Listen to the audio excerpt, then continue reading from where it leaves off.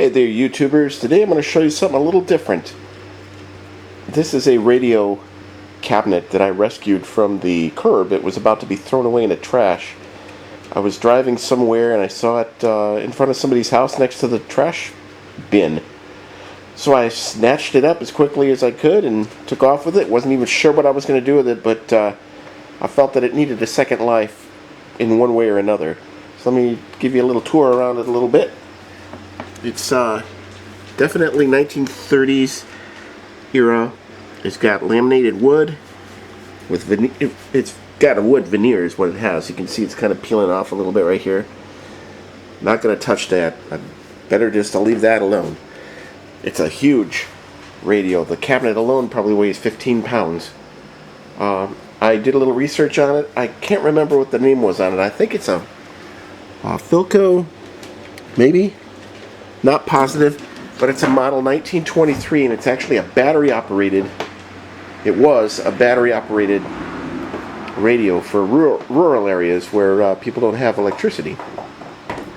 Or you might call it a barn radio, which would be, you know, out in the barn playing music for the cows to have them milk. I don't know how accurate that is, but I know I've heard old farmers say that before.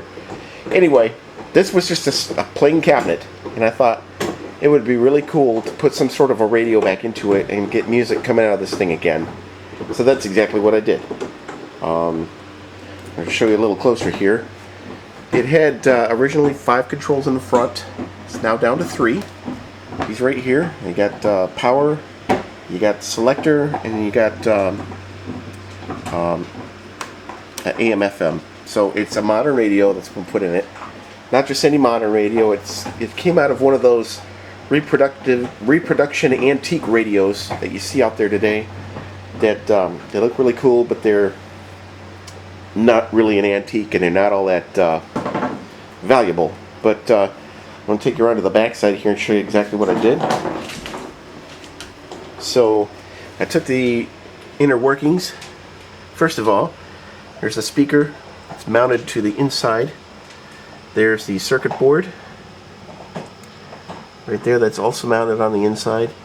And then the tape cassette mechanism, which does work, so that I can play tapes in it too, which I don't do very often at all, but it's there if I need to.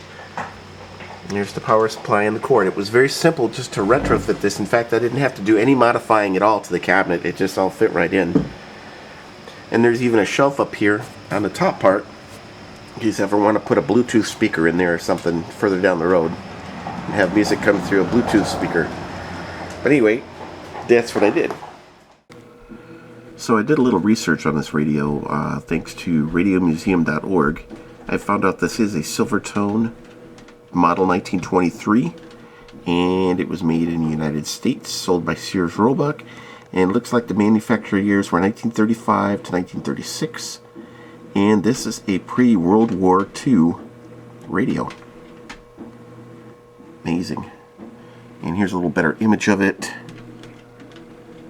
with the original knobs and speaker grill. Quite a nice looking radio. And a little further down it shows that the 1923, 1933, 1943, and 1993 were all models that use the same chassis as the radio that I have, which does not have a chassis. But they made like a console and a couple different table radios. This one that I have had a 6.5-inch speaker in it, but other console radios had 8-inch speaker, which was pretty hefty for a radio back then.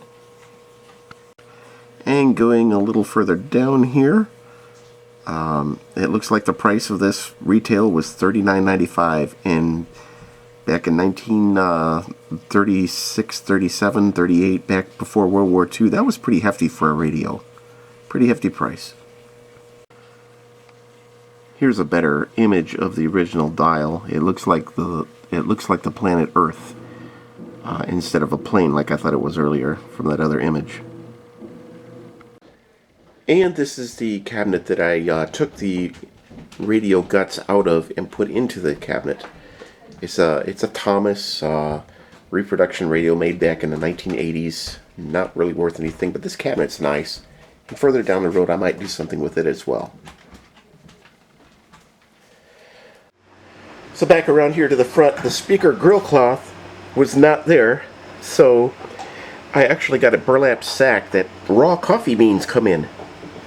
And I was able to cut a piece and hot glue it on the inside, get it nice and tight for a speaker cloth. It was something different, and it was free, it was cheap. And then if you look really closely on the dial here, I was able to cut out the space just the right size for the radio dial from the modern radio. And that did fit in there. Looks pretty darn good. You gotta look really close to see that it's not the original dial. Here's my favorite part right here is when you turn it on. Dial lights work.